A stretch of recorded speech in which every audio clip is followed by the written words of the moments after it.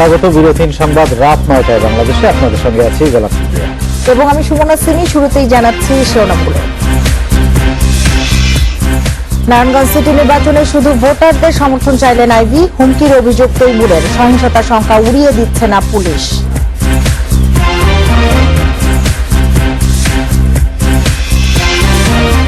দেশের নির্বাচন নিয়ে যারা প্রশ্ন তোলে তারা অতীত ইতিহাস ভুলে গেছে। লুটপাটে ব্যর্থ হয়ে দেশ নিয়ে ষড়যন্ত্র চলছে বললেন প্রধানমন্ত্রী।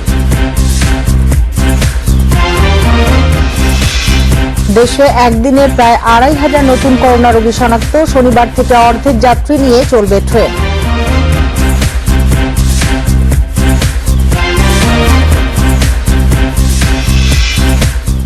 করোনা বাড়লেও বিধিনিষেধ সহ চালু থাকছে আন্তর্জাতিক বাণিজ্য মেলা। স্বাস্থ্যবিধি নিশ্চিতে কঠোর নজরদারি।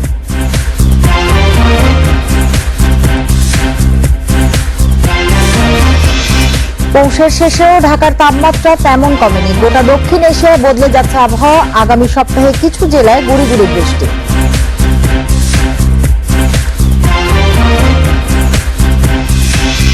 এতক্ষণ শিরোনামগুলো জানাচ্ছিলাম, এবার জানাবো পুরো খবর।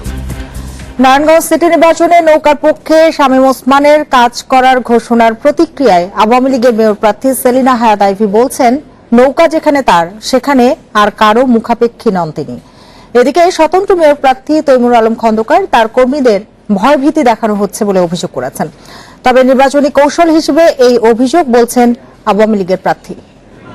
মানসিক বিপর্যস্তের মধ্যে আছি। নারায়ণগঞ্জ সিটি নির্বাচনে আওয়ামী লীগের মেয়র প্রার্থী সেলিনা হায়াত আইভির নানা অভিযোগের পর সোমবার সংবাদ সম্মেলনে দলীয় এমপি শামীম ওসমান ঘোষণা দেন, নৌকার প্রার্থীর পক্ষেই আছেন তিনি। আমাদের জয় হবে, কারণ এই জায়গাটা হচ্ছে নৌকার, এই ঘাটিটা হচ্ছে নৌকার। এর প্রতিক্রিয়ায় মঙ্গলবার আইভি জানান, তাকে নৌকা সমর্থন দিয়েছে। এরপর কে সমর্থন দিল বা না দিল তাতে কিছু যায় আসে না। এছাড়া নির্বাচনী বিধি অনুযায়ী এমপি হিসেবে শামীম ওসমান প্রচার চালাতে পারেন না বলেও জানান সেলিনা হায়াত আইভি। মুখ্য বিষয় হলো আমার দল আমাকে নমিনেশন দিয়েছে, নারায়ণগঞ্জের মানুষ বরাবরই আমাকে সাপোর্ট দিয়ে এসেছে। ইনশাল্লাহ নির্বাচন পর্যন্ত আমার সাথে থাকবে, পরেও তারা আমার সাথেই থাকবে। এদিকে সরকার দলীয় মেয়র প্রার্থী নির্বাচন কমিশন এবং পুলিশের বিরুদ্ধে নানা অভিযোগ তুলে সংবাদ সম্মেলন করেছেন স্বতন্ত্র মেয়র প্রার্থী তৈমুর আলম খন্দকার। তার দাবি, ভয়ভীতি দেখিয়ে নির্বাচনী প্রচারে বাধা দেওয়া হচ্ছে। নির্বাচন কমিশন নিরপেক্ষভাবে দায়িত্ব পালন করছে না বলেও অভিযোগ তার। পুলিশের একটা মহড়া, হুন্ডা, সাদা পোশাকের পুলিশ, পোশাকি পুলিশ, তারা প্রতি রাত্রে মহড়া দিয়ে আমাদের নাট্য কর্মীদের বাড়িতে যায়। তা আমি মাননীয় প্রধানমন্ত্রী আপনার দৃষ্টি আকর্ষণ করছি যে আপনি বিষয়টা আপনি অবশ্যই আশা করি নারায়ণগঞ্জবাসীর স্বার্থে তাদের আশা আকাঙ্ক্ষার প্রতিফলন ঘটা।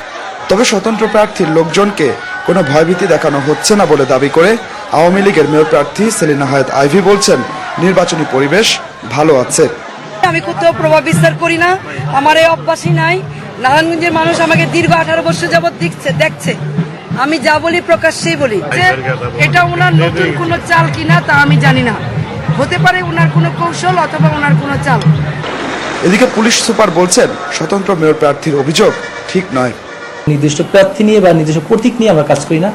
আমরা ওভারঅল যে ভোট কেন্দ্রগুলো আছে প্রত্যেকটা ভোট কেন্দ্র অনুসারে আমাদের থ্রেড অ্যাসেসমেন্ট করি। সেই থ্রেড অ্যাসেসমেন্ট অনুসারে ওই এলাকায় যে বা যারা সমস্যা সৃষ্টি করতে পারে বা যাদের বিরুদ্ধে ওয়ারেন্ট আছে, যাদের বিরুদ্ধে যার নামে আসামি, তাদেরকে আমরা আইনের আওতায় নিয়ে আসি। পুলিশ জানিয়েছে, রবি নামে যাকে গ্রেপ্তার করা হয়েছে তার বিরুদ্ধে একাধিক নাশকতার মামলা রয়েছে। তার মতো অপরাধীরা যাতে তৎপর হতে না পারে সেজন্য জোরালো অভিযান চলবে বলেও জানিয়েছে police. Adilur Rahman, independent news, Narayanganj. Narayanganj city corporation নির্বাচনে সহিংসতার সংখ্যা উড়িয়ে দিচ্ছে না পুলিশ। পরিস্থিতি নিয়ন্ত্রণে রাখতে তৎপরতা শুরু করেছে আইন শৃঙ্খলা রক্ষাকারী বাহিনী। এরই মধ্যে নাশকতার মামলায় গ্রেপ্তার হয়েছেন বেশ কয়েকজন। পুলিশ সুপার জানান, ১৯৩টি ভোট কেন্দ্রেই ঝুঁকিপূর্ণ বিবেচনায় নেওয়া হয়েছে। মোতায়েন থাকবে আইন শৃঙ্খলা রক্ষাকারী বাহিনীর অন্তত ৪,০০০ সদস্য। ১৬ জানুয়ারি নারায়ণগঞ্জ সিটি কর্পোরেশনের ভোট। ভোটার সংখ্যা ৫,১৭,৩৬১ জন। এবারের নির্বাচনে ভোট গ্রহণ হবে ১৯৩টি কেন্দ্রে। ২০১৬ সালের চেয়ে কেন্দ্র বেড়েছে ১৯টি। সুষ্ঠু নির্বাচন চাই, আমরা গ্যাঞ্জাম চাই না, চাই না, সন্ত্রাস চাই না, এগুলো তো আমরা পছন্দ করি না। যেন সবাই নিরাপদভাবে পছন্দ মতো প্রার্থী নির্বাচন করতে পারি, সেই একটা স্বাচ্ছন্দ্য বিষয়, যেন কোনো প্রকার নাশকতা সৃষ্টি না হয়, কোনো প্রকার ঝঞ্ঝামেলা না হয়। আউটলুক বেশিরভাগ নামাজে আসে, তাই ভোট কেন্দ্র মিনিমাম 2-3 দিন আগে থেকে সমগ্র পুলিশ বাহিনী বা এই বাহিনী আইনশৃঙ্খলা বাহিনী ভোট কেন্দ্রগুলিতে যথেষ্ট নিয়ম পালন করা উচিত। 2016 সালে 137 কেন্দ্রকে ঝুঁকিপূর্ণ ঘোষণা করা হয়েছিল। এবার সব কেন্দ্রকে অতি গুরুত্বপূর্ণ মনে করছে প্রশাসন। মোতায়েন থাকবে 3000 পুলিশ সদস্য, 20 platoon BGB, 200 platoon armed police এবং প্রতি কেন্দ্রে দায়িত্বে থাকবে র্যাব সদস্যরাও। এছাড়া 27টি ওয়ার্ডে নির্বাহী ম্যাজিস্ট্রেট সহ স্ট্রাইকিং ফোর্স মাঠে থাকবে। প্রত্যেকটা ভোট কেন্দ্র অনুসারে আমাদের থ্রেড অ্যাসেসমেন্ট করি, সেই থ্রেড অ্যাসেসমেন্ট অনুসারে ওই এলাকায় যে বা যারা সমস্যা সৃষ্টি করতে পারে বা যাদের বিরুদ্ধে ওয়ারেন্ট আছে, যাদের বিরুদ্ধে যার নামে আসামি, তাদেরকে আমরা আইনের আওতায় নিয়ে আসি। অভিযান অব্যাহত থাকবে এবং এটা তীব্র থেকে তীব্রতর হবে, যাতে করে আমরা চাই না একটিও ব্যাড এলিমেন্ট এই নির্বাচনে কোনো ধরনের নির্বাচনে প্রশমিত করুক। ভোটের পরিবেশ সুশৃঙ্খল রাখতে অভিযানে নেমেছে পুলিশ। বিভিন্ন সময়ে নাশকতার মামলার পলাতক আসামিদের গ্রেপ্তার করা হচ্ছে। এর আগে নির্বাচনগুলোতে যেখানে সমস্যার সৃষ্টি হয়েছে বা বর্তমান পরিস্থিতিতে যে সমস্ত প্রতিদ্বন্দ্বী প্রার্থীরা আছেন এবং তাদের কর্মী সমর্থকরা আছেন, তাদের যে মুভমেন্ট, সেটার উপর লক্ষ্য করে আমরা এটা করে থাকি। তো আমরা নারায়ণগঞ্জে খুব বেশি গুরুত্বপূর্ণ, অতি গুরুত্বপূর্ণ কেন্দ্র আমরা দেখছি না, তবে আমরা সকল কেন্দ্রকেই অতি গুরুত্বপূর্ণ কেন্দ্রের মতোই গুরুত্ব দিয়ে আমরা সেখানে নিরাপত্তা বিধান করব। রিটার্নিং কর্মকর্তাও জানান, সুষ্ঠু ভোটের জন্য সব ধরনের ব্যবস্থা নেওয়া হয়েছে।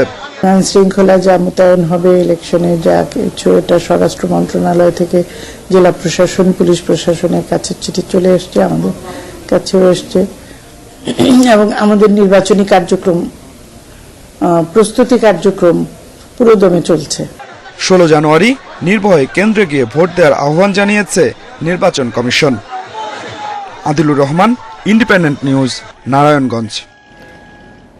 স্থানীয় সরকার নির্বাচনে সংসদ সদস্যদের প্রচার চালানোর ক্ষেত্রে নির্বাচন কমিশনের বিধিনিষেধ বৈষম্যমূলক বলে মন্তব্য করেছেন তথ্য ও সম্প্রচার মন্ত্রী হাসান মাহমুদ।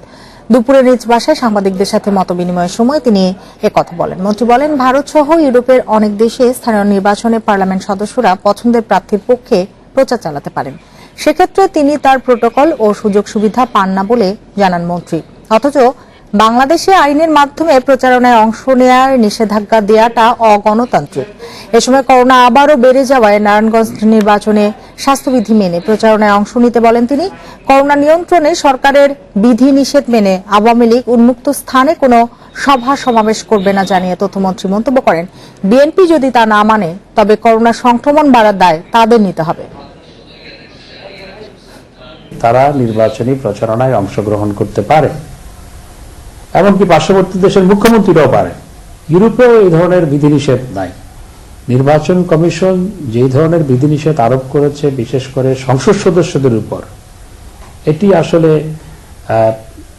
এই ধরনের বিধিনিষেধ গণতন্ত্রের জন্য ভালো নয় এবং এটি বৈষম্যমূলক। দেশের নির্বাচন নিয়ে যারা প্রশ্ন তোলে তারা অতীত ইতিহাস ভুলে গেছে বলেছেন প্রধানমন্ত্রী শেখ হাসিনা। বিএনপি শাসনামলে নির্বাচনের নামে আওয়ামী লীগের নেতাকর্মীদের নির্বিচারে হত্যা, নির্যাতন করা হয়। ভোট চুরি করলে দেশের জনগণ ছাড়ে না, বিএনপি নেত্রী খালেদা জিয়া সেই শিক্ষা পেয়েছে বলেন প্রধানমন্ত্রী। বঙ্গবন্ধুর স্বদেশ প্রত্যাবর্তন দিবসের আলোচনায় তিনি বলেন, লুটপাট করতে না পেরে বাংলাদেশকে নিয়ে ষড়যন্ত্র করা হচ্ছে। জাতির জনক বঙ্গবন্ধু শেখ মুজিবুর রহমানের স্বদেশ প্রত্যাবর্তন দিবস উপলক্ষে রাজধানীর বঙ্গবন্ধু এভিনিউয়ে কেন্দ্রীয় কার্যালয়ে আলোচনা সভার আয়োজন করে আওয়ামী লীগ। এতে গণভবন থেকে ভিডিও কনফারেন্সে যোগ দেন দলের সভাপতি ও প্রধানমন্ত্রী শেখ হাসিনা। প্রধানমন্ত্রী তার বক্তব্যে বলেন, আওয়ামী লীগ ক্ষমতায় থাকলে দেশের উন্নয়ন হয়। এটি সহ্য করতে না পেরে দেশে ও বিদেশে বসে নানা ষড়যন্ত্র করছে একটি গোষ্ঠী। আওয়ামী লীগ ভালো কাজ করলেই তার বিরুদ্ধে লেগে থাকা, এটা এক শ্রেণীর মানুষের অভ্যাস।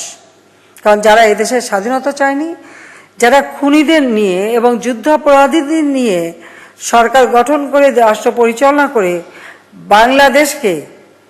বাংলাদেশের উন্নয়নকে সম্পূর্ণ ধ্বংস করতে চেয়েছিল, তাদের কিছু প্রেতাত্মা এখনো সমাজে আছে, রাজনৈতিক অঙ্গনে আছে, এবং তারাই এগুলি করে বেড়াচ্ছে। এই প্রশ্ন শুধু এখানে না, বিদেশের কাছে নালিশ করে বেড়াচ্ছে। আন্তর্জাতিক মহল বলে উন্নয়নের রোল মডেল, আর আমাদের দেশের কিছু লোক আছে তারা তো ঘেউ ঘেউ করেই যাচ্ছে। তো এই ঘেউ ঘেউ করতে থাকুক, এতে আমাদের কিছু আসা যায় না।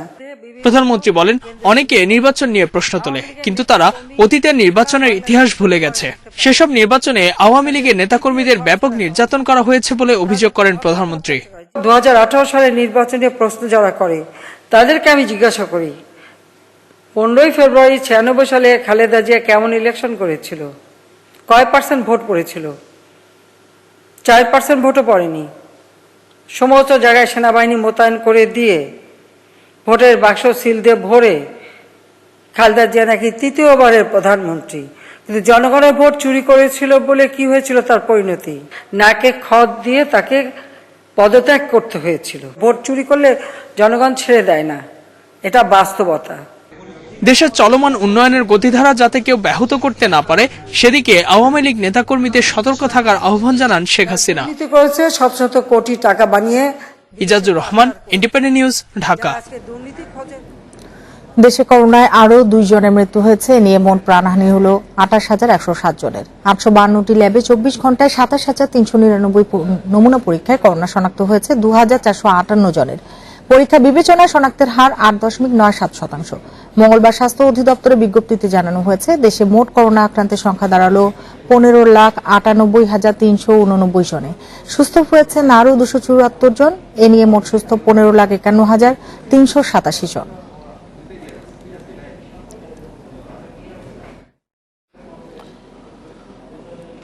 ওমিক্রন প্রতিরোধে বেনাপোল স্থলবন্দরে বিশেষ সতর্কতা জারি হলেও স্বাস্থ্যবিধি নিয়ে উদাসীন বেশিরভাগ মানুষ। প্রশাসনের নজরদারি না থাকায় বিধিনিষেধ মানতে দেখা গেছে বেশিরভাগেরই অনীহা। দুদেশের মধ্যে পণ্য আমদানি রপ্তানি কার্যক্রমের সঙ্গে জড়িতদের প্রায় সবাই স্বাস্থ্য সুরক্ষা পালনে উদাসীন। বিশেষ করে ভারতীয় ট্রাক চালক এবং তাদের সহকারীদের মাঝে জরিমানা করা হলেও মানছে না বিধিনিষেধ। নিয়মিত তদারকির অভাবে স্থলবন্দরে করোনা সংক্রমণের ঝুঁকি বাড়ছে। স্বাস্থ্য অধিদপ্তর 11 দফা বিধিনিষেধ জারির পরেও চেকপোস্ট, ইমিগ্রেশন এলাকায় মাস্ক ছাড়া চলাফেরা করছেন অনেকে। তবে ভারত ফেরত যাত্রীদের স্বাস্থ্য পরীক্ষা গুরুত্বের সঙ্গে দেখা হচ্ছে জানিয়েছেন চিকিৎসকরা। এদিকে সাতক্ষীরার ভোমরা স্থলবন্দরে ওমিক্রন প্রতিরোধে কঠোর ব্যবস্থা নেওয়া হয়েছে। সকাল থেকে নানা ধরনের উদ্যোগ বাস্তবায়নে মাঠে নেমেছে স্থলবন্দর, ইমিগ্রেশন, কাস্টমস কর্তৃপক্ষ এবং সিএনএফ এজেন্ট অ্যাসোসিয়েশন। নিয়ম আছে, সরকারি আইন আছে, কিন্তু কেউ তো আমরা মানছি না। আমরা ড্রাইভারও মানছি না, পাবলিকও মানছে না, কেউ মানছে না। অনেক মানুষের মুখে মাস্ক নাই, তারা নির্দ্বিধায় চলাফেরা করছে, মানব জটলার ভিতরে ঘুরছে। কিউআর কোড সম্বলিত আরটিপিসিআর টেস্ট নেগেটিভ সনদ নিয়েই বাংলাদেশে আসছেন। ওপাশ থেকে নেগেটিভ হওয়ার পরেই বাংলাদেশে ঢোকার ব্যাপারে তাদেরকে পারমিশন দেওয়া হচ্ছে। করোনায় আক্রান্ত হয়েছেন বিএনপি মহাসচিব মির্জা ফখরুল ইসলাম আলমগীর ও তার স্ত্রী। দলটির ভাইস চেয়ারম্যান অধ্যাপক ডাক্তার AZM জাহিদ হোসেন সাংবাদিকদের এ তথ্য জানিয়েছেন। তিনি বলেন, কয়েকদিন ধরে অসুস্থ বোধ করছিলেন বিএনপি মহাসচিব মির্জা ফখরুল এবং তার স্ত্রী রাহাত আরা বেগম। সোমবার রাতে মির্জা ফখরুল এবং আগের দিন তার স্ত্রীর করোনা পরীক্ষার ফল পজিটিভ আসে। এখন রাজধানীর উত্তরার বাসায় তারা আইসোলেশনে থেকে চিকিৎসা নিচ্ছেন। দুজনেরই বড় ধরনের কোনো সমস্যা নেই বলে জানিয়েছেন ডাক্তার জাহিদ। দেশবাসীর কাছে তারা দোয়া চেয়েছেন বলেও জানান তিনি।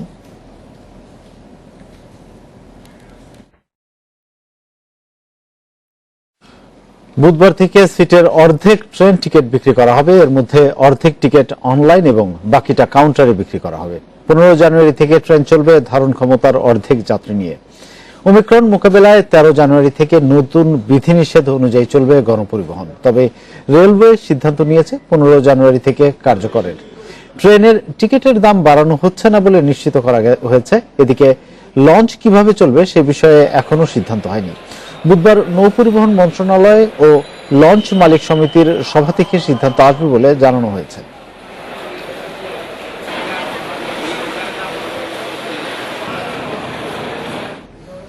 আবারও ভাড়া বাড়ানোর দাবি জানিয়েছেন বাস মালিকরা। না হলে অর্ধেক যাত্রী নিয়ে বাস চালানো সম্ভব নয় বলে জানিয়েছে মালিক সমিতি। তবে এই দাবিকে অযৌক্তিক বলছে সাধারণ মানুষ। আরেকবার ভাড়া বাড়লে মানুষের উপর চাপ তৈরি হবে বলছে যাত্রী কল্যাণ সমিতি। জ্বালানি তেলের দাম বাড়ায় গত 8 নভেম্বর প্রায় 27% বাস ভাড়া বাড়ানো হয়। নানা মহলের বিরোধিতার মুখেও ধর্মঘট ডেকে আদায় করে নেয় বাস মালিক সমিতি। আবারও ভাড়া বাড়ানোর দাবি জানাচ্ছে পরিবহন সংশ্লিষ্টরা। এবার যুক্তি, করোনা মোকাবেলায় অর্ধেক যাত্রী নিয়ে বাস চালানো। বৃহস্পতিবার থেকে এই সিদ্ধান্ত কার্যকর করতে বলা হয়েছে। আমাদের বাস ভাড়া বৃদ্ধি করছে, সেটা তো তেলের দামের সাথে সমন্বয় করে করা হচ্ছে।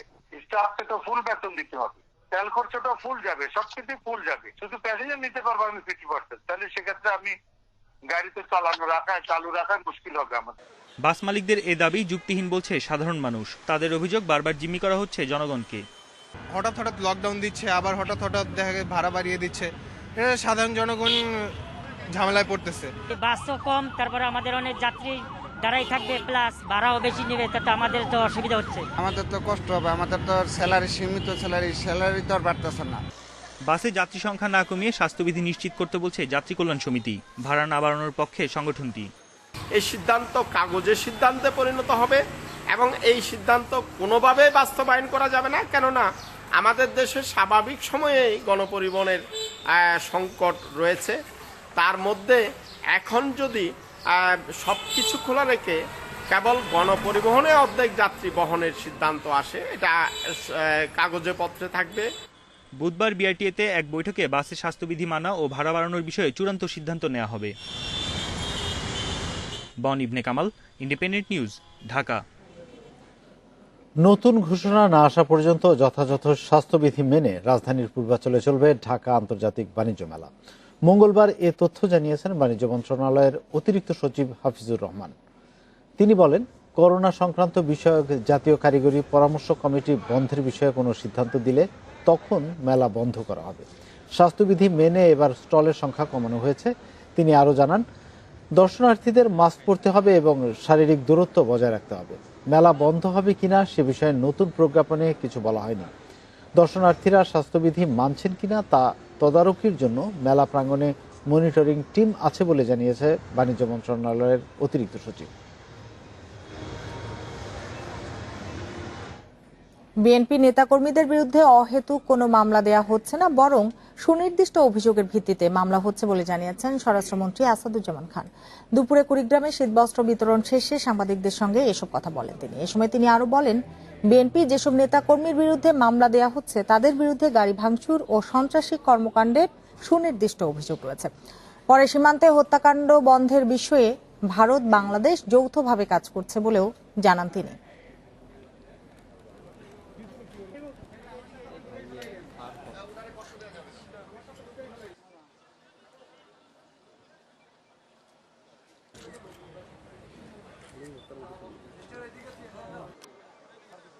যখন ভাঙচুর হয়, যখন জীবন নাশ হয়, যখন অগ্নিসংযোগ হয়, সেগুলি কি অনাহত কারণ?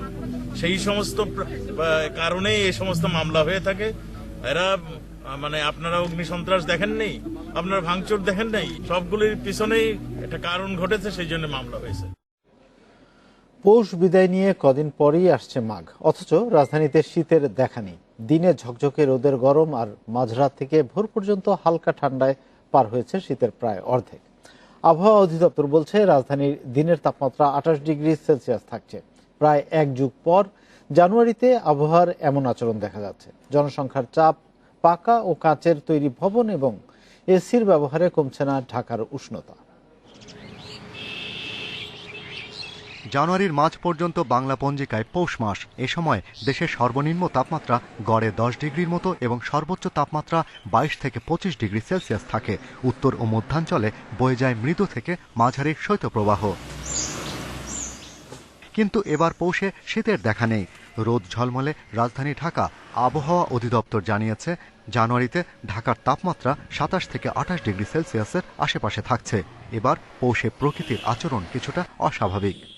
8 তারিখে ছিল আপনার 28.5 ডিগ্রি, এটা 9 তারিখ ছিল 28.6 ডিগ্রি, আজকে 28.1 ডিগ্রি। তবে এবছর বাদে গত 2009 সালে আমরা 28 ডিগ্রি তাপমাত্রা রেকর্ড করেছি এবং তার পূর্বে 1987 সালে আমরা 28.2 ডিগ্রি রেকর্ড করা হয়েছিল ঢাকার সর্বোচ্চ তাপমাত্রা। জলবায়ু গবেষকেরা বলছেন, ঘনবসতিপূর্ণ শহরগুলোয় যানবাহন, শিল্প কলকারখানা ও জ্বালানির ব্যবহার বেশি হওয়ায় গাছপালা, জলাশয় কমে যাওয়ায় হিট আইল্যান্ড সৃষ্টি হচ্ছে। এ কারণে ঢাকা, চট্টগ্রাম সহ বড় শহরের তাপমাত্রা শীতকালে খুব একটা কমছে না। গোটা দক্ষিণ এশিয়ার আবহাওয়াতেও এসেছে পরিবর্তন। বাতাস যেরকম আগে যেরকম স্ট্রং থাকতো বা যেরকম হওয়ার কথা ছিল সেটা আর এখন হচ্ছে না, বা আস্তে আস্তে সেটার তীব্রতা কমে যাচ্ছে বা অন্যান্য কিছু বিষয়ের সাথে যুক্ত হয়েছে, যার কারণে শৈত্যপ্রবাহ যে হওয়ার কথা যেরকম সেটা হচ্ছে না। এবং এটা এই ক্ষেত্রে আপনি এই যে রিজিওনাল ক্লাইমেট, যেটা আমরা উত্তর পূর্ব বা দক্ষিণ পশ্চিম মৌসুমে বলি, সেই ক্ষেত্রে জলবায়ু পরিবর্তনের একটা ভূমিকা রয়েছে। কিন্তু ঢাকা শহরে যে তাপমাত্রা বৃদ্ধি, সেই ক্ষেত্রে মানুষের জনসংখ্যা বৃদ্ধির সাথে সাথে যে ইনফ্রাস্ট্রাকচারাল ডেভেলপমেন্ট, সেটা সবচেয়ে বেশি দেয়। দক্ষিণ বঙ্গোপসাগরে মৌসুমী লঘুচাপ অবস্থান করায় মধ্য জানুয়ারিতে কুমিল্লা, নোয়াখালী, রংপুর, রাজশাহী, সিলেট ও খুলনা এলাকায় গুড়ি গুড়ি বৃষ্টির সম্ভাবনা রয়েছে। এতে আকাশ মেঘলা থাকার সাথে সাথে তাপমাত্রা কিছুটা কমতে পারে। Shahriar Anirban, independent news, Dhaka. ৪৫ কোটি টাকা ব্যয়ে সরকারি বেসরকারি অংশীদারিত্বের ভিত্তিতে চট্টগ্রামের রেল স্টেশন এলাকায় হবে শপিং মল, হোটেল কাম গেস্ট হাউস। মঙ্গলবার বেলা ১২টার দিকে রেল ভবনে এপিক প্রপার্টিজের সঙ্গে রেলওয়ের চুক্তি স্বাক্ষর হয়। প্রকল্পের নির্মাণকাল ধরা হয়েছে ৪ বছর। চট্টগ্রামের রেল স্টেশন এলাকায় ২৭ কাঠা জমির উপর সরকারি বেসরকারি অংশীদারিত্বের ভিত্তিতে ১৫ তলা শপিং মল সহ হোটেল কাম গেস্ট হাউস নির্মাণ করা হবে। এতে বিনিয়োগ করেছে এপিক প্রপার্টিজ। পিপিপি সংশ্লিষ্টরা বলছেন, রেলওয়ের সঙ্গে পিপিপির ১২ প্রকল্প রয়েছে। এর মধ্যে প্রকল্প সহ ২টি প্রকল্প বাস্তবায়ন করা হচ্ছে। ১২টি প্রকল্প কিন্তু এখন আমাদের রেলপথ মন্ত্রণালয়ের সাথে পিপিপি চলমান রয়েছে এবং আমরা আশা করব যে ওনাদের এই নেতৃত্বে সেটি আরো গতি পাবে। রেলমন্ত্রী জানান, প্রত্যেক জেলার সঙ্গে রেলের সংযোগ ঘটাতে কাজ করছে সরকার। পাশাপাশি রেলের ভূমি থেকে আয়করে ভর্তুকি কমানোর বিষয়ে জোর দেওয়া হচ্ছে। ব্যবসা বাণিজ্যের ক্ষেত্রে, আমাদের মালামাল পরিবহনের ক্ষেত্রে এবং আমাদের প্রতিবেশী দেশ অন্যান্য দেশের সঙ্গে রেলের মাধ্যমে যাতে আমরা একটা বড় ধরনের আমরা পরিবহন এটা অবদান রাখতে পারে রেল, সেইভাবে কিন্তু রেল সামনের দিকে এগিয়ে যাচ্ছে। ২০১৩ সালে একনিকে অনুমোদন পায় প্রকল্পটি। ৪০ বছর পর এটি সম্পূর্ণ রেলের অধীনে আসবে। আল আমিন হোসেন, ইন্ডিপেন্ডেন্ট নিউজ, ঢাকা। রাত ৯টায় বাংলাদেশে এবার খেলার খবর। তার আগে জানাবো শিরোনামগুলো। ক্রাইস্টচার্চ টেস্ট ৩ দিনই শেষ, ইনিংস হারে প্রাপ্তি লিটনের সেঞ্চুরি। সিরিজ ড্র করেই ভবিষ্যতের প্রেরণা পাচ্ছেন মুমিনুল।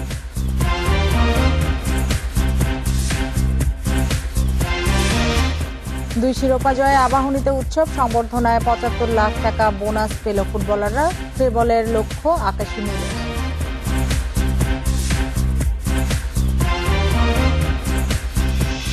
নিউজিল্যান্ডের বিপক্ষে সিরিজ ড্র করায় বিদেশের মাটিতে টেস্টে ভালো করার আত্মবিশ্বাস পাবে ক্রিকেটাররা, বলছেন অধিনায়ক মুমিনুল হক। যদিও ক্রাইস্টচার্চে ৩ দিনে ইনিংস ব্যবধানে হারে হতাশ তিনি। লিটনের সেঞ্চুরি ছাড়া কোনো কিছুই এখানে ঠিকঠাক হয়নি। তারপরও চলতি বছর সাউথ আফ্রিকা, শ্রীলঙ্কা আর উইন্ডিজের বিপক্ষে সিরিজ নিয়ে আশাবাদী মুমিনুল।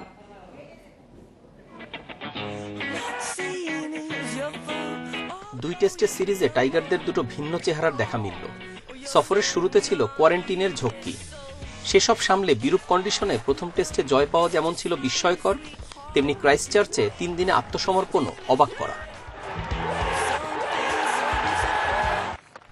লিটন দাসের সেঞ্চুরি ছাড়া দ্বিতীয় টেস্টে আর কোনো প্রাপ্তি নেই। তবে নিউজিল্যান্ডের মাটি থেকে সিরিজ ড্র করে ফেরা নিঃসন্দেহে অনেক বড় সাফল্য। আমি খুব টাফ সময়ের ভিতরে আমার ক্যাপ্টেন্সিটা পেয়েছিলাম। তখন তো আমি স্বপ্ন দেখতাম যে বড় টিমের সাথে ম্যাচ জেতার। তো ওই বিলিফটা, মানুষের তো বিলিফটা আছে চোখে দেখার জন্য।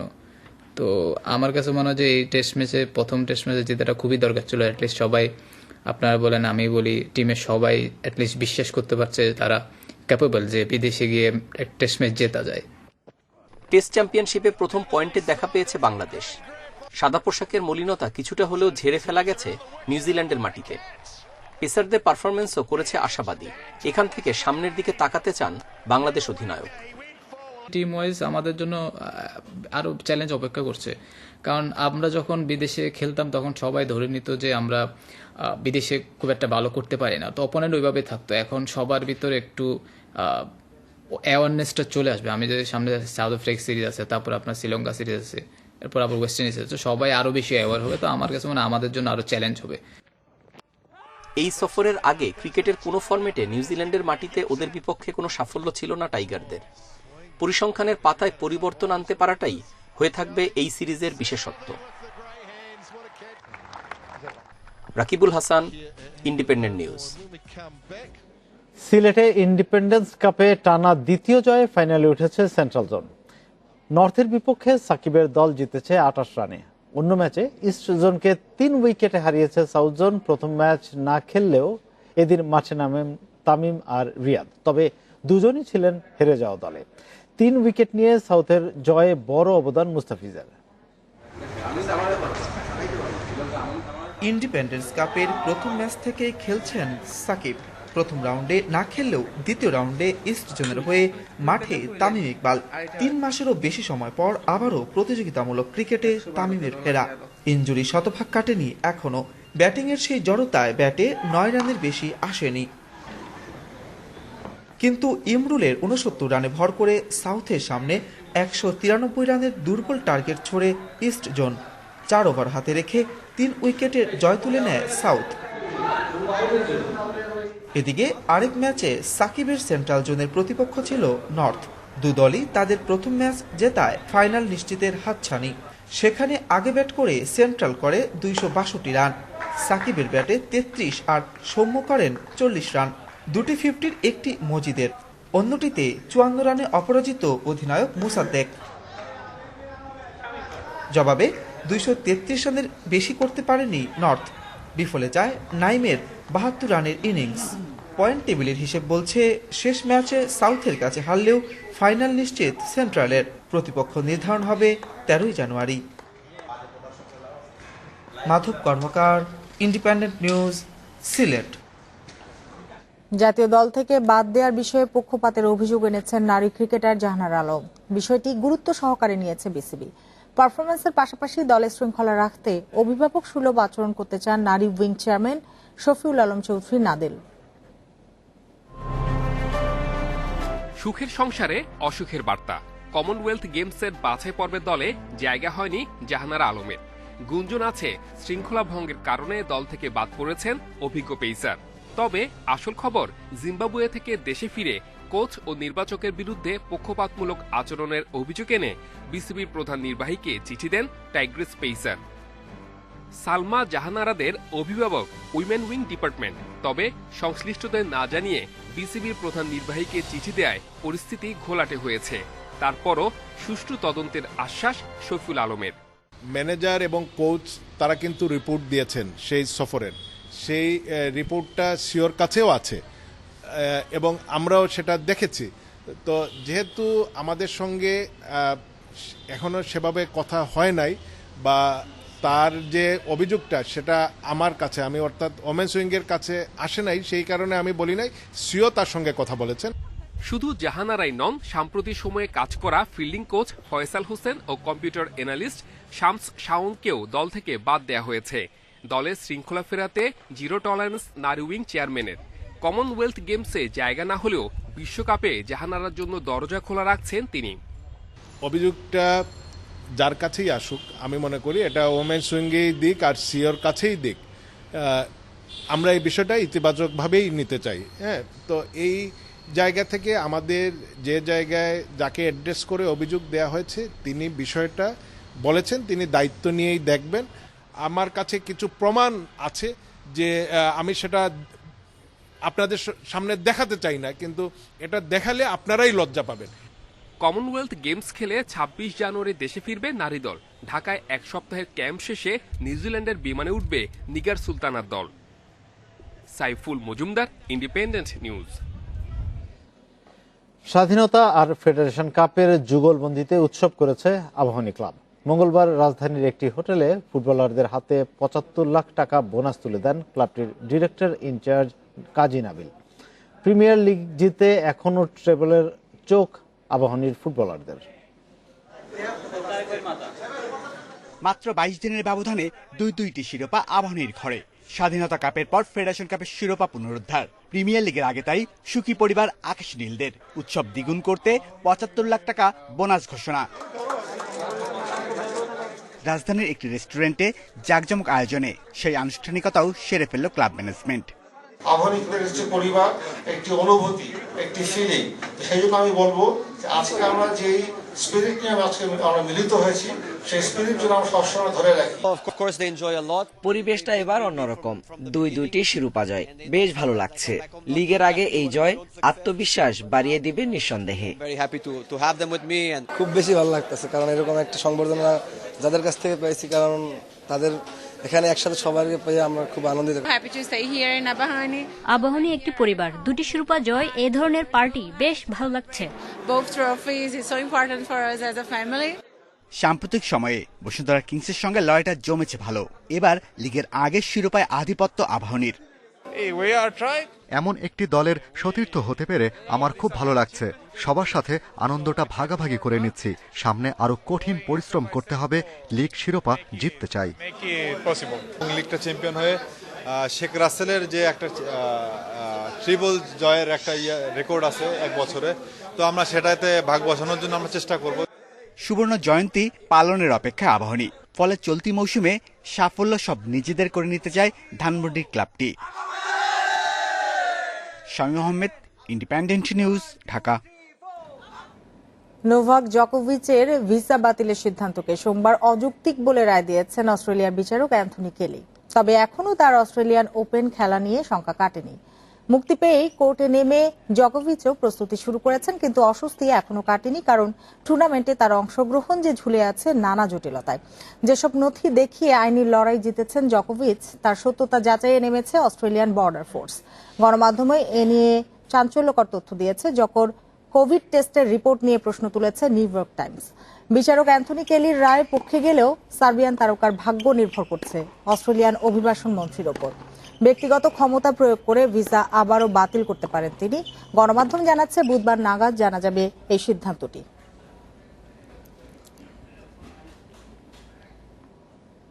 আর এই ছিল খেলার খবরে। এবার অন্যান্য প্রসঙ্গ।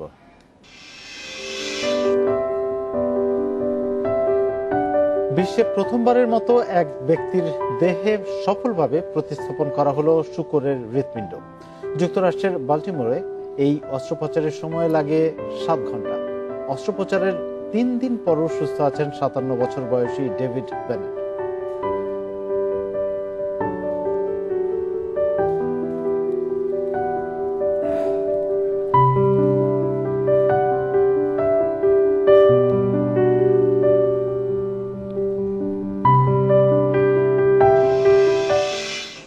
আর এ নিয়ে প্রতিবেদনটি থাকছে সংবাদের শেষ অংশে। যাচ্ছি পরের খবরে। বগুড়ার নাজমুল হাসান অরেঞ্জকে প্রকাশ্যে গুলি করে হত্যা মামলার প্রধান আসামি রাসেলকে রাজধানীর বনানী থেকে গ্রেপ্তার করেছে র্যাব। অরেঞ্জ স্বেচ্ছাসেবক লীগের বগুড়া জেলার শাখার সাহিত্য ও সংস্কৃতি বিষয়ক সম্পাদক ছিলেন। গতরাতে বগুড়ার জিয়াউর রহমান মেডিকেলে নিবিড় পর্যবেক্ষণ কেন্দ্রে মৃত্যু হয় তার। গেল 2 জানুয়ারি মালগ্রাম এলাকায় আধিপত্য বিস্তারকে কেন্দ্র করে গুলিবিদ্ধ হন নাজমুল হাসান অরেঞ্জ এবং স্বেচ্ছাসেবক লীগের কর্মী মিনহাজ হোসেন আপেল। পরদিন অরেঞ্জের স্ত্রী বাদী হয়ে সদর থানায় 7 জনের নাম উল্লেখ করে এবং অজ্ঞাতনামা 5 জনের বিরুদ্ধে মামলা করেন।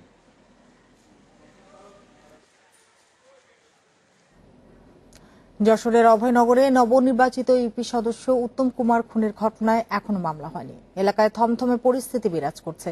মোতায়েন রয়েছে বাড়তি পুলিশ। নিহতের স্বজনরা জানান, সোমবার রাতে সুন্দলী বাজার থেকে বাড়িতে ফেরার পথে হরিশপুর প্রাথমিক বিদ্যালয়ের কাছে দুর্বৃত্তের গুলিতে ঘটনাস্থলে মারা যান উত্তম সরকার। গুলির শব্দে গ্রামবাসী ছুটে এলে পালিয়ে যায় দুর্বৃত্তরা। এই ঘটনায় এখনো মামলা না হলেও হত্যা রহস্য উদ্ঘাটনের কাজ চলছে বলে জানিয়েছে পুলিশ।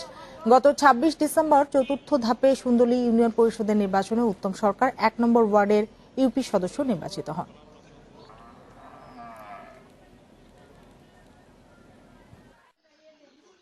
আমার নির্দোষ ছেলে মেরে দিলে আমি এর বিচার চাই। যে নির্মম হত্যাকাণ্ড গতকাল ঘটিয়েছে কে বা কারা, আমরা মহানুভব সরকারের কাছে এর সুষ্ঠু বিচার আশা করি।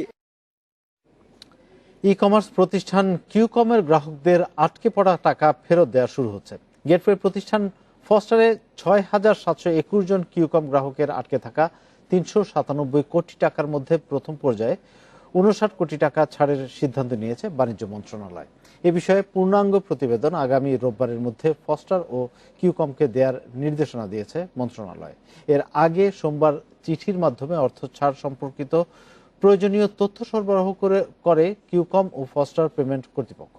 আটকে থাকা বাকি অর্থ সম্পর্কিত প্রতিবেদন দাখিলের জন্য সময় চেয়েছে প্রতিষ্ঠানগুলো। চিঠিতে বলা হয়, মন্ত্রণালয়ের নির্দেশনা অনুযায়ী যেসব গ্রাহক পেমেন্ট করার পরও পণ্য বুঝে পায়নি তাদের তালিকার একটি অংশ জমা দেওয়া হয়েছে।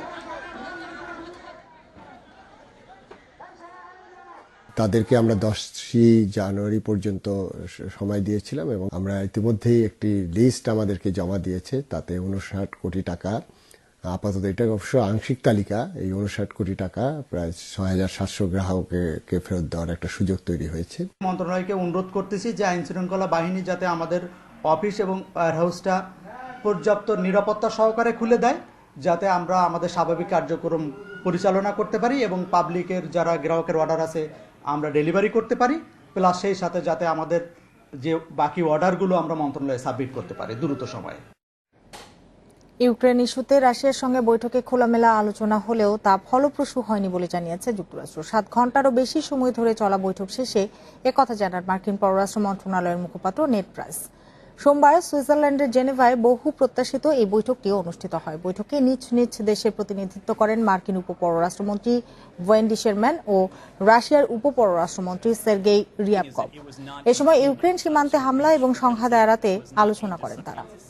এর আগে রুশ প্রেসিডেন্ট ভ্লাদিমির পুতিনকে সংলাপ বা সংঘাত যে কোনো একটি পথ বেছে নেওয়ার হুঁশিয়ারি দেন মার্কিন পররাষ্ট্রমন্ত্রী অ্যান্টনি ব্লিংকেন।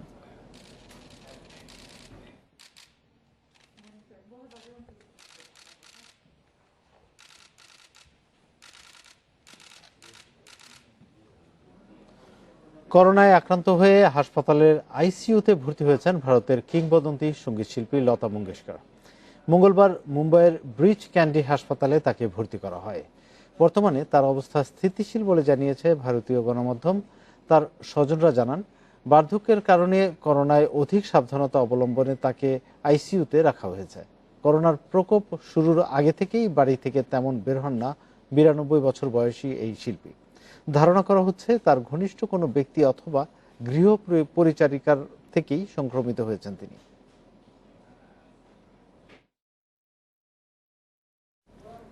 টানা 7 বছর ধরে ইতিহাসের উষ্ণতম বছর পার করেছে বিশ্ব। ইউরোপীয় ইউনিয়নের বিজ্ঞানীদের গবেষণায় উঠে এসেছে এ তথ্য।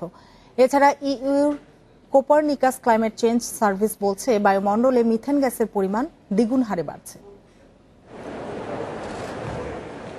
COP26 সম্মেলনকে বলা হচ্ছিল বিশ্বকে বাঁচানোর শেষ চেষ্টা। বিশ্ববাসীর প্রত্যাশা ছিল জলবায়ু পরিবর্তনের বিরূপ প্রভাব থেকে বিশ্বকে বাঁচাতে কার্যকর পদক্ষেপ নেবে সংশ্লিষ্টরা, কিন্তু সে আশায় গুড়ে বালি। গত বছর স্কটল্যান্ডের গ্লাসগোতে সম্মেলনের ফল নিয়ে হতাশা প্রকাশ করে জাতিসংঘ। সম্মেলনকে ব্যর্থ বলে আখ্যা দেয় পরিবেশবিদরা। 2021 সালে ইউরোপে, বিশেষ করে ভূমধ্যসাগরীয় অঞ্চলে বেড়েছে তাপমাত্রা। ইউর জলবায়ু পর্যবেক্ষণ কর্মসূচি কোপারনিকাসের প্রতিবেদনে উঠে এসেছে এই তথ্য। 1991 থেকে 2020 সালের গড় তাপমাত্রার তুলনায় 2021 সালের তাপমাত্রা 0.3 ডিগ্রি সেলসিয়াস বেশি ছিল। বিশ্বের কিছু অঞ্চল জলবায়ু পরিবর্তনের বিরূপ প্রভাব খুব খারাপভাবে অনুভব করেছে। 2021 সাল আমাদের কাছে একটি উষ্ণতম বছর হিসেবে আবির্ভূত হয়েছে। এখন পর্যন্ত আমরা যতগুলো বছর পর্যবেক্ষণ করেছি তার মধ্যে সেরা 5-এ রয়েছে এই বছরটি। গত 7 বছর ধরে বিশ্ববাসী 7টি উষ্ণতম বছর পার করলেও 2015 ও 2018 সালে তাপমাত্রা তুলনামূলক কম ছিল। এদিকে বিজ্ঞানীরা বলছেন, জলবায়ু পরিবর্তন মানে শুধু তাপমাত্রা বৃদ্ধি নয়। গ্রীষ্মকালে জার্মানি ও ইউরোপের অন্যান্য অংশে ভারী বৃষ্টি ও বিধ্বংসী বন্যার মতো চরম আবহাওয়া এর কারণ। এদিকে অপ্রত্যাশিত তথ্য খুঁজে পেয়েছেন কোপারনিকাসের বিজ্ঞানীরা। টানা দ্বিতীয় বছরের মতো বায়ুমণ্ডলে মিথেন গ্যাস বৃদ্ধির হার স্বাভাবিক মাত্রার চেয়ে দ্বিগুণ ছিল। বায়ুমণ্ডলে মিথেনের ঘনত্ব আমরা যা আশা করেছিলাম তার চেয়েও দ্বিগুণ। সুতরাং এটি উদ্বেগের কারণ। মিথেন অত্যন্ত গুরুত্বপূর্ণ গ্রিনহাউস গ্যাস। দুশ্চিন্তার বিষয় হচ্ছে এটা আমরা এখনো সঠিক বুঝতে পারছি না। বাতাসে মিথেন গ্যাস মাত্র কয়েক বছর স্থায়ী হয়, আর কার্বন ডাই অক্সাইড শতাব্দীর পর শতাব্দী থাকে। বিশেষজ্ঞরা বলছেন জলবায়ু পরিবর্তন বিশ্বজুড়ে মানুষের জীবনকে ব্যাপকভাবে প্রভাবিত করছে, কারণ প্রাকৃতিক দুর্যোগ আরো ভয়াবহ হচ্ছে। আশরাফ শুভ, ইন্ডিপেন্ডেন্ট নিউজ। বিশ্বে প্রথমবারের মতো এক ব্যক্তির দেহে সফলভাবে প্রতিস্থাপন করা হলো শূকরের হৃৎপিণ্ড।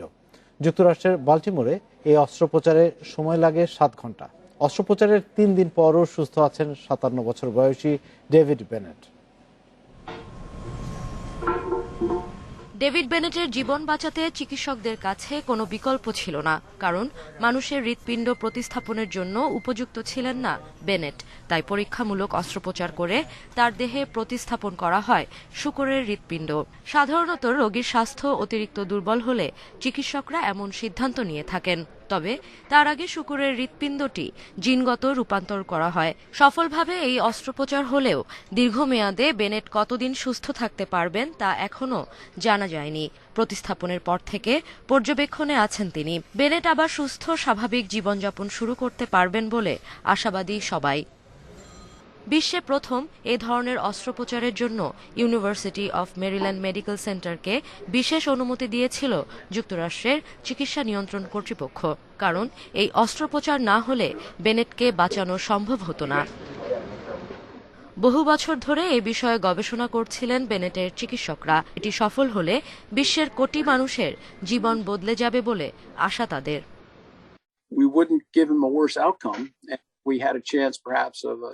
আমরা এর আগে মানবদেহে এমন অস্ত্রোপচার করি। এই অস্ত্রোপচার গুরুত্বপূর্ণ, কারণ আমাদের মানব অঙ্গপ্রত্যঙ্গে স্বল্পতা রয়েছে। এই স্বল্পতার সমাধানে এই অস্ত্রোপচার বিশ্বকে এক ধাপ এগিয়ে নিয়ে যাবে।